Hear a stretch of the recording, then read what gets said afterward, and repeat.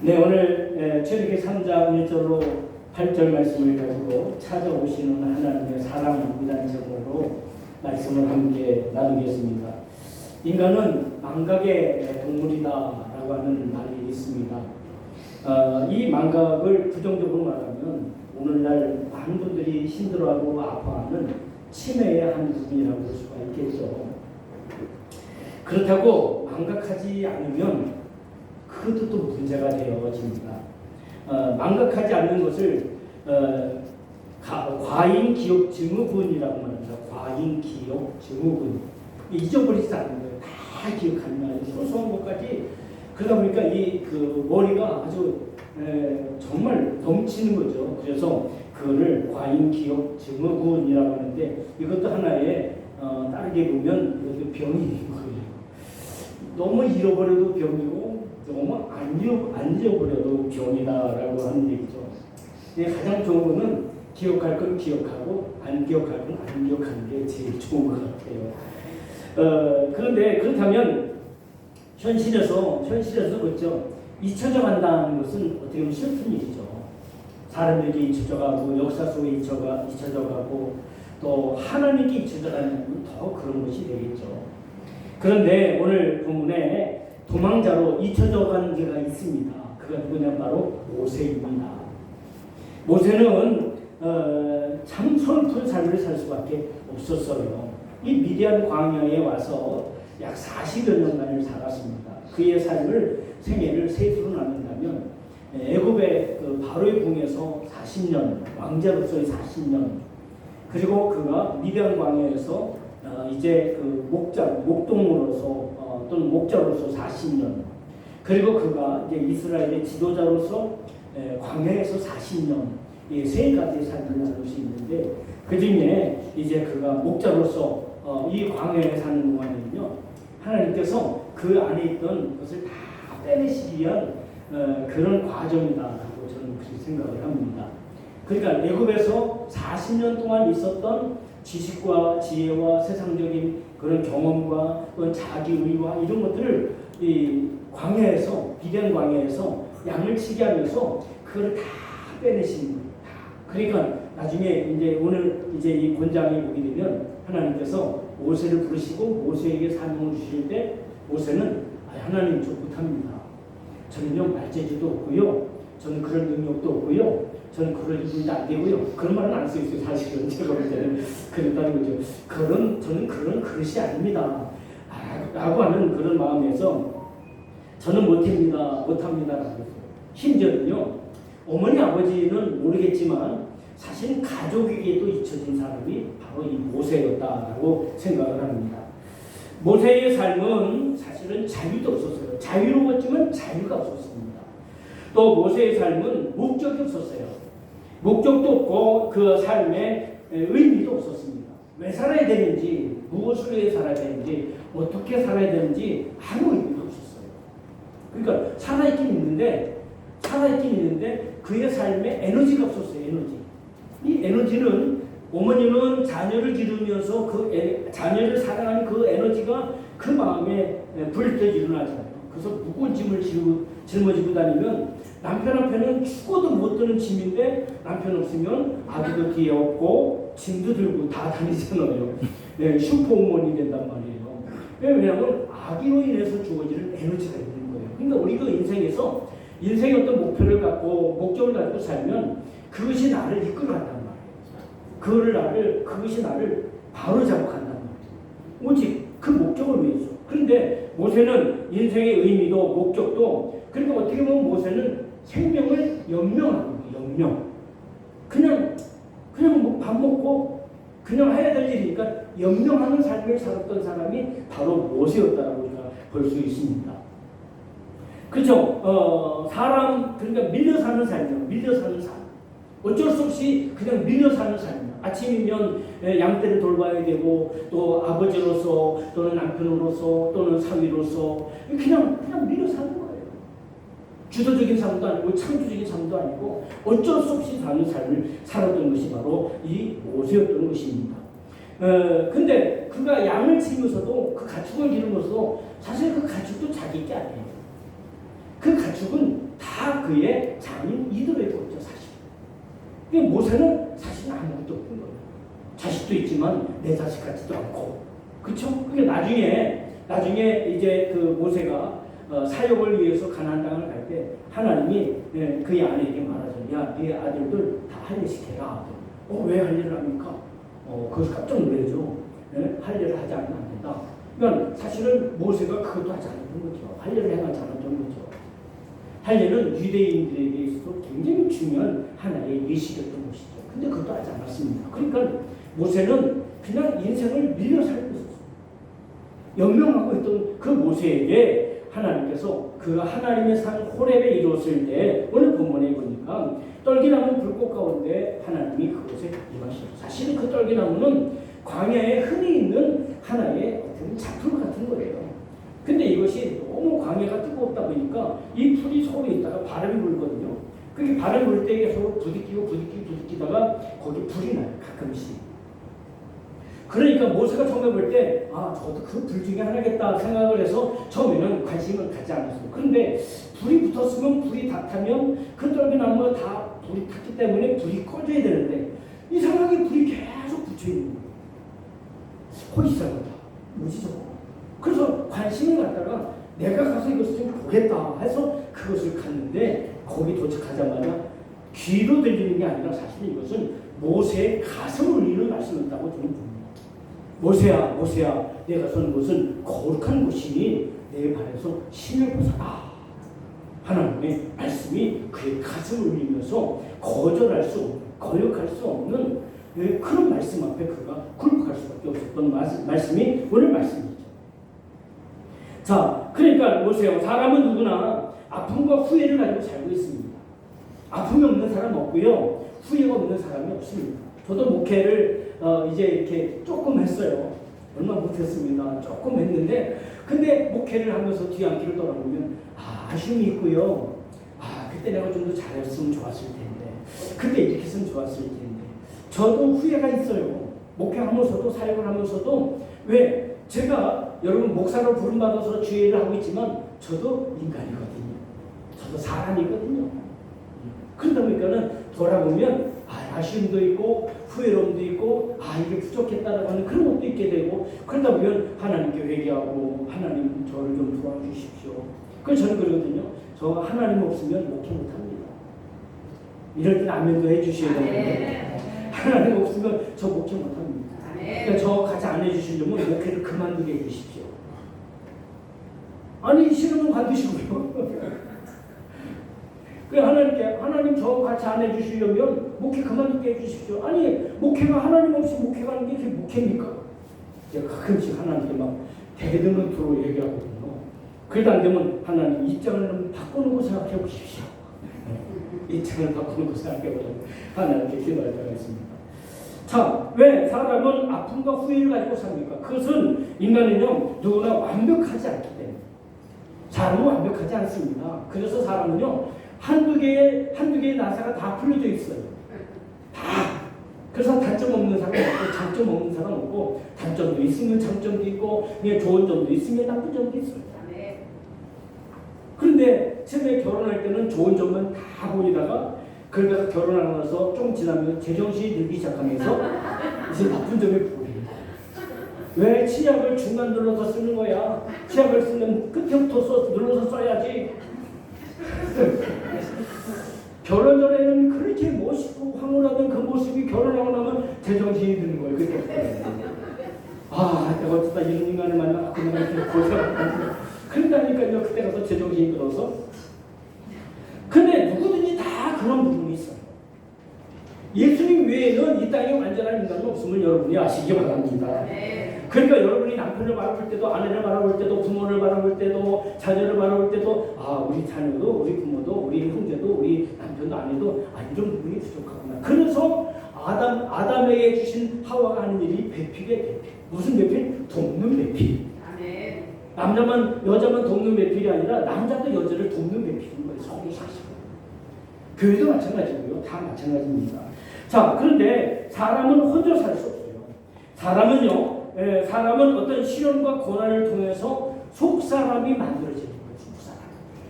우리가요, 이 몸은 겉사람이거든요. 근데 우리 속에 속사람이 또 있어요. 이제 그 겉사람과 속사람에 어떻게 그것이 작용하는가에 대해서는 제가 주일날 오후에 여러분에게 이제 말씀을 드릴 거예요. 한번 기대해 주시죠. 언제일지. 그 비밀입니다. 네? 제가 그걸 깨달았거든요. 그걸 알게 됐거든요. 그래서 사람은 스스로 존재하지 못하기 때문에 사람은 사람에 의해서 사람이 됩니다. 그래서 어떤 사람을 만나느냐에 따라서 어떤 사람을 만나느냐에 따라서 내 인생이 달라지는 거예요. 그래서 옛날에 뭐 그 말이 뭐 가짜다는 말도 있고 진짜다는 말도 있지만 맹모삼천지교라고 하는 말이 있는 거예요. 누구를 만나느냐.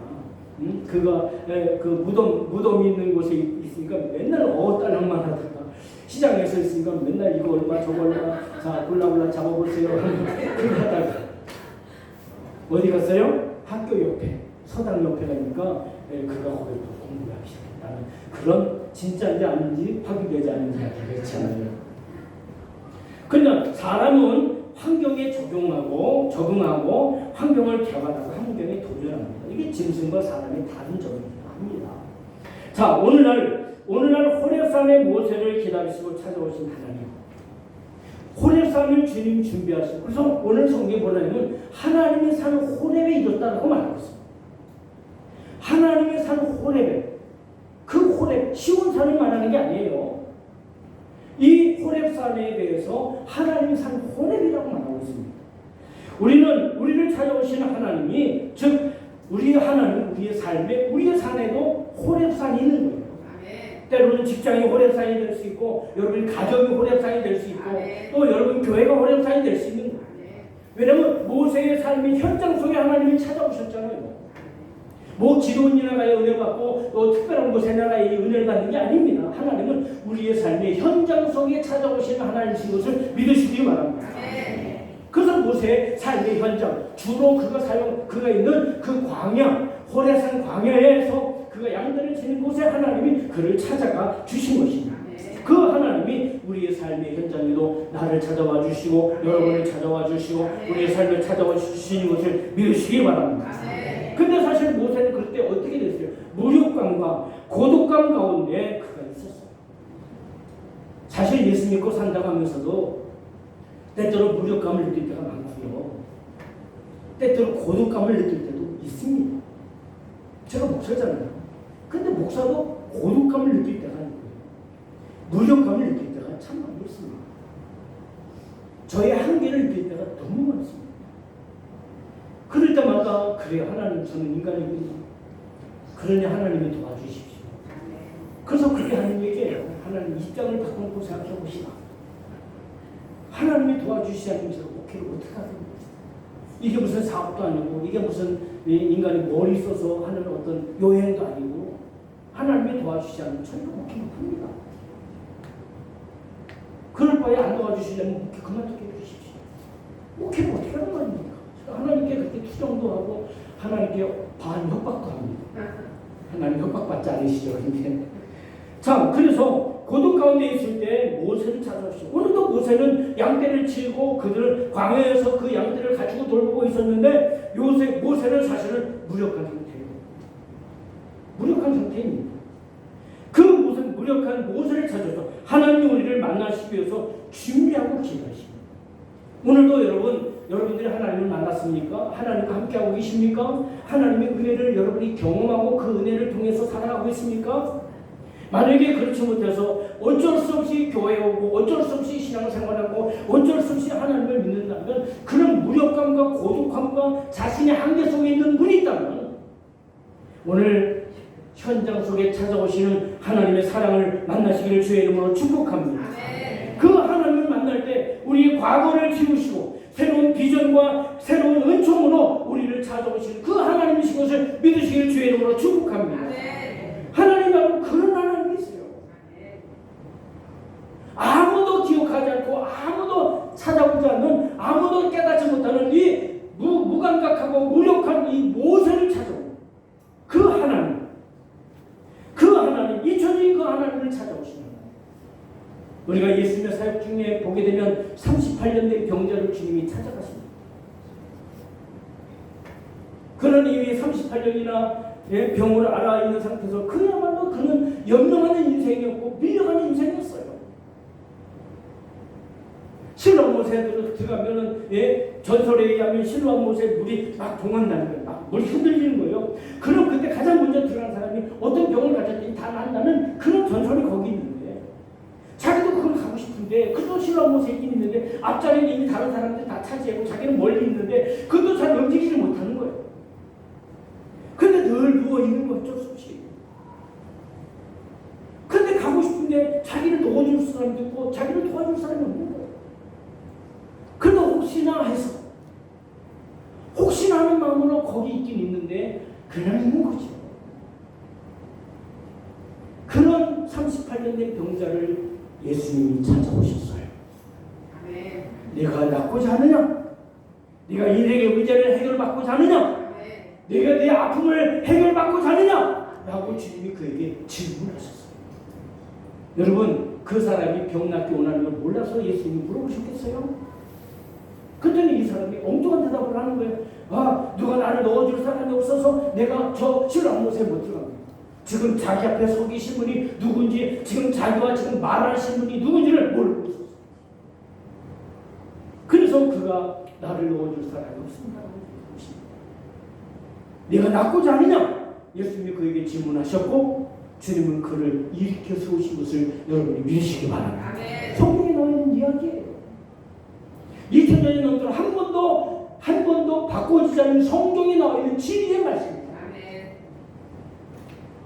그 만남을 통해서 무기력하고 무감각한 그 38년 된 병자가 고침받았고 그 병자가 새로운 인생을 살았고 또 오늘 모세를 찾아오신 사랑의 하나님께서 모세의 무감각하고 무기력한 고독한 그의 삶을 다시 새로운 비전으로 새로운 인생의 목표로 그를 세우셨던 것처럼 오늘 주님이 나를 찾아오시고 그 사랑의 하나님 나를 만나주신다면 우리 인생도 새롭게 될 줄 분명히 믿습니다. 예수님이 찾아오시면 방향을 잃은 우리에게 삶의 의미와 회복의 역사가 있음을 믿으시기를 주의 이름으로 축복합니다. 40년이 지났지만 모세는 아직도 애굽에 묶여 있었습니다. 아직도 애굽에 묶여 있었어요. 그래서 그가 애굽 땅을 가지 못했습니다. 나중에 하나님이 뭐라고 말씀하셨습니까? 너를 찾던 그가 죽었다.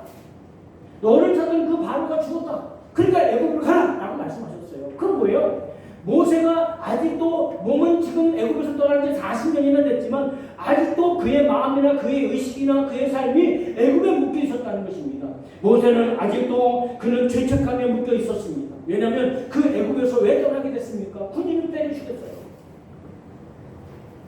정복한 정도를 통해서 그 사람이 어떤 잘못을 졌는지 그를 법적으로 정죄하고 그 법에 의해서 그를 처리한 것이 아니라 자기가 흥분한 상태에 있어서 그 로마 군인, 그 애국 군대의 군인을 죽였거든요.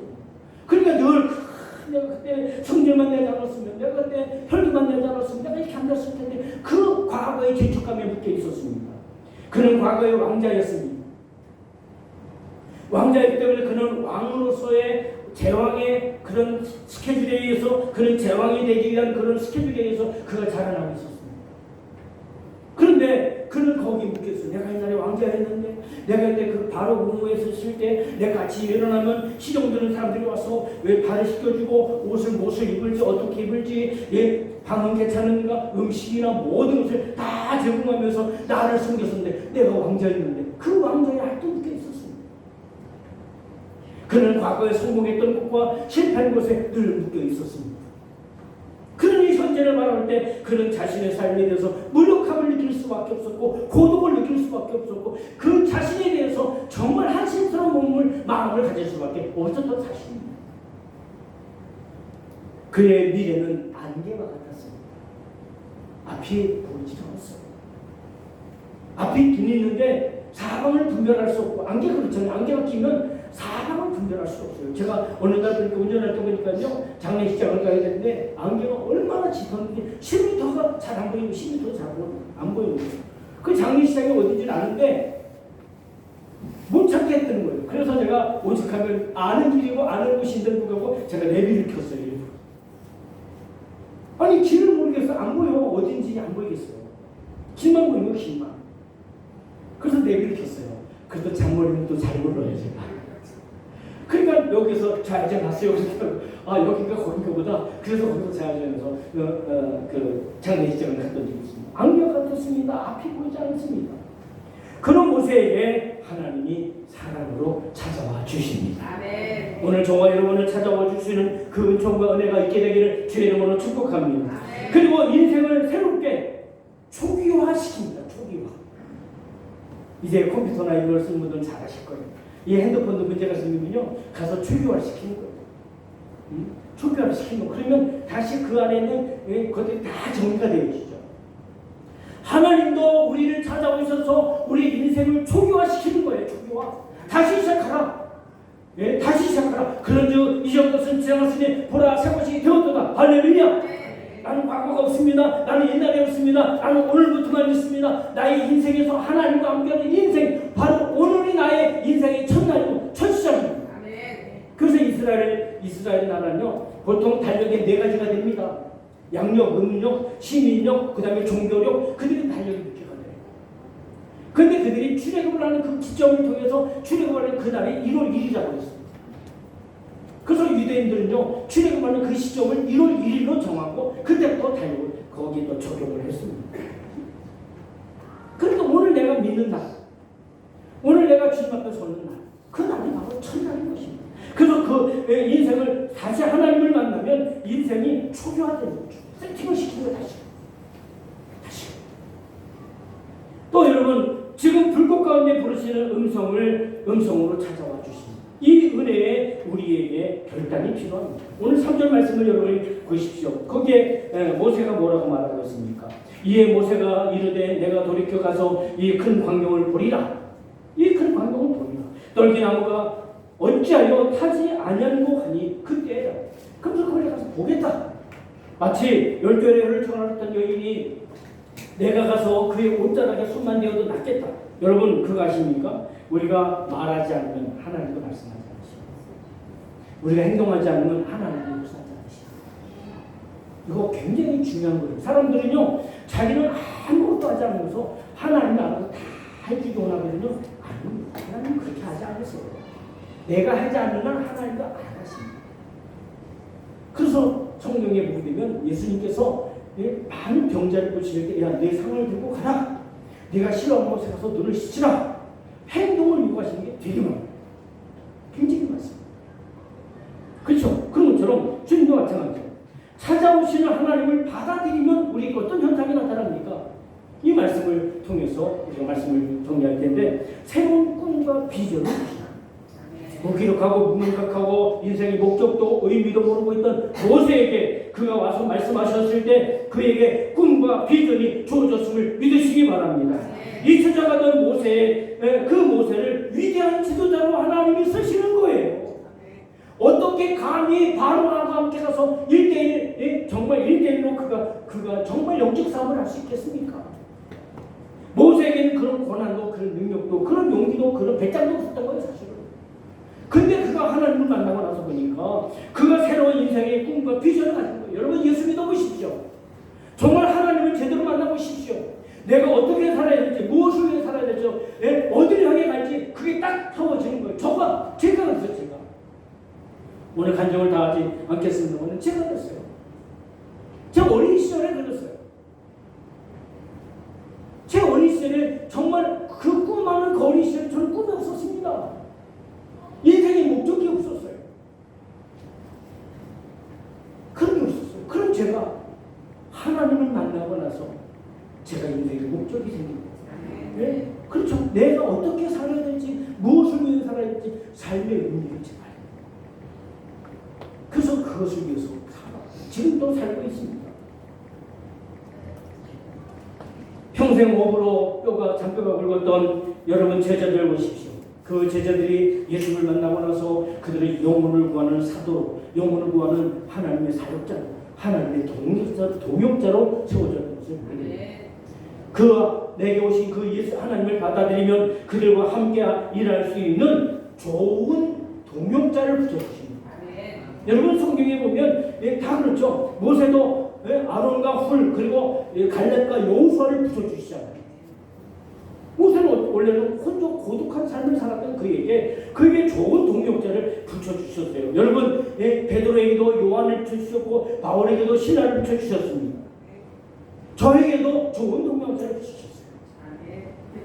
이 세상에서 제일 예쁜 여자 이승혜라고 하는 사람이에요. 제가 어느 날 우리 교회에서 제일 예쁜 사람은 이승혜 하고 나갔더니 저희 둘째 아들이 와서 물어보더니 엄마 솔직히 말해봐. 엄마도 그렇게 생각해? 그렇게 물어봤대요. 그때 사모하는 얘기, 야, 너 생각해봐. 나는 아빠에게 엄마보다 더 예쁘게 보이는 사람이 있으면 어떻게 하겠어? 큰일 나는 게 아니었어.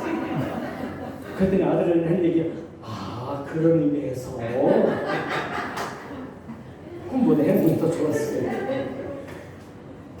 우리에게 찾아오신 하나님을 여러분 받아들이면 그때요 손 떼보는 지팡이가 하나님의 지팡이가 되는 거예요. 오늘 여러분 말씀을 계속해 보게 되면 모세가 늘 지팡이 잡고 있었거든요. 그 지팡이는 손 떼먹고 또는 그 동물들의 짐승들의 오물이 붙어있던 그런 지팡이였어요. 근데 그 지팡이를 하나님을 만날 때 그 지팡이를 잡았을 때 성경은 뭐라고 말하는지 아세요? 모세가 하나님의 지팡이를 잡았다 하셨어요. 내가 볼 때 내 인생이 별거 아니야. 내가 가지고 있는 직업도 별거 아니야. 내가 가지고 있는 재능도 아무것도 아니야. 그런데 하나님을 만난 사람에게는 그 지팡이가 오물 묻었던 지팡이가 손대 묻었던 지팡이가 하나님의 지팡이 되어서 그 지팡이 가지고 물을 떼면 그 물이 피가 되고 그것을 가지고 티끌을 대면 그것이 이가 되어지고 많은 역사가 나타났던 거잖아요. 나는 아무 쓸모없는 사람 같아. 나는 제주라고는 말하는 것밖에 없는데 하나님이 그 입술을 통해서 전도의 능력을 주실 테고 나는 가지고 오라고는 뭐 만드는 것밖에 없는데 하나님이 그 만드는 재주를 하나님의 능력의 지팡이로 사용하실 줄 누가 합니까? 그래서 하나님의 지팡이를 잡았다라고 말씀하시고 있습니다. 여러분 내가 붙잡으면 그렇죠. 여러분 돌이 내가 잡으면 이런 돌 필요 없네. 걸린 돌이니까 발로 치워버린단 말이에요. 근데 보세요. 석수에게 석궁에 그 돌이 잡혀지면요. 그 돌은 아름다운 모양을 가지고 있는 형체를 만들어질 수 있어요. 아니 어떤 보석을 세공하는 사람 만나면 그 돌 속에 들어있는 보석을 꺼내놔서 금을 꺼내놔서 그걸 가지고 보석을 만들 수 있어요. 하나님을 만나면 아무 쓸모없는 인간이었던 사람이 정말 하나님의 위대한 역사 속에 쓰임받는 사람이 된단 말입니다. 그 하나님을 만나면 언제든지 기도를 들어주시고 하나님이 내 편이 되어주시는 은혜를 있는 것을 믿으시기 바랍니다. 하나님이 내 편이시라. 시편에서 그런 고백을 하고 있잖아요. 그래서 여러분 삶의 사역의 현장에서 하나님을 만나주시면 여러분 큰 바다라도 하나님이 가르쳐서 길을 열어주시고 아무리 단단하게 붙어있는 담벼락에도 그 담을 벌써서 통로를 만들어주시고 기도할 때마다 응답하시고 기도할 때마다 말씀하시고 기도할 때마다 함께 동행하시는 정과 은혜가 주어지는 것을 믿으시기 바랍니다. 오늘 우리는 하나님이 찾아오심을 알아야 합니다. 잊혀진 모세를 찾아오신 하나님은 오늘 나를 찾아오시고 여러분을 찾아오시고 우리 교회를 찾아오시고 우리 가정을 찾아오시고 계십니다. 우리의 아픔을 아시고 우리의 고독을 아시고 우리의 실패를 아시고 공간과 여러분 상황을 넘어서 찾아오신 그 은총을 통해서 오늘도 믿음 안에 승리하는 사랑하는 모든 성도들 되시기를 주의 이름으로 축복합니다. 그래서 하나님을 느끼시고 하나님을 만나심으로 새로운 인생으로 세팅되어지는 새로운 인생으로 초기화되어지는 은총과 은혜를 있는 우리 모두가 되어지기를 주의 이름으로 축복합니다. 할렐루야. 우리 찬양 함께 부릅니다. 하나님의